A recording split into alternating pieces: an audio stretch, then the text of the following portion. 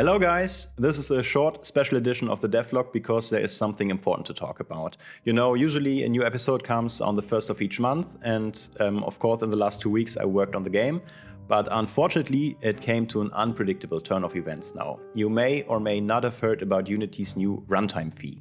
I won't go into details now, but basically Unity, the engine with which I have developed my debut game Clio and I'm currently using to develop a pretty broken adventure, has announced a pretty drastic change to their payment model that will go into effect in 2024. The idea is that the developer of a game will have to pay Unity 20 cents for each install of a game.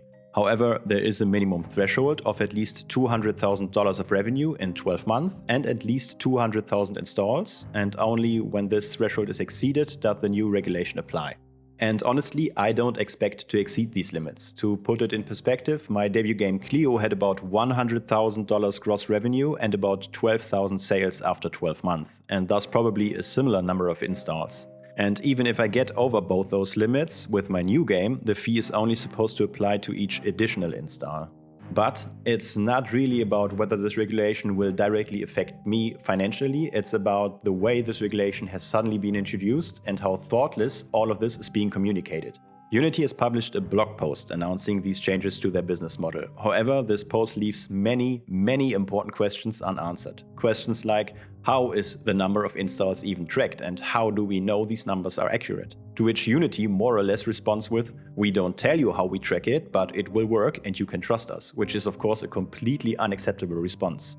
Other questions are, what about demos, bundles, charity giveaways, subscription models like the Game Pass, multiple reinstalls, installing on different devices, and a pretty big topic, what about pirated copies of a game? Do developers in the future not only do not earn anything on pirated copies, but effectively lose money on pirated copies of their own games? And Unity contradicts itself in answering these questions in forums, in their FAQs, and in posts on social media again and again in the last 2 days. And as if all this wasn't shocking enough, this regulation even affects games that have already been released. Developers who have developed their games with Unity in the past under completely different conditions and are still above the mentioned threshold in 2024 will also be asked to pay. And I think this is completely insane. And if you try to look more into how this can be legal at all, you get even more the impression that things are going very wrong there. As I said, this most likely won't affect my debut game Clio, it's just too small and unknown for that. But one thing is clear, this announcement has made Unity completely untrustworthy. They abused the trust of many developers, and they are furious. Even if Unity should roll back 100% and announce, forget it, it was a stupid idea. It just feels wrong to keep relying on the company behind this engine, because game development has enough hurdles as it is.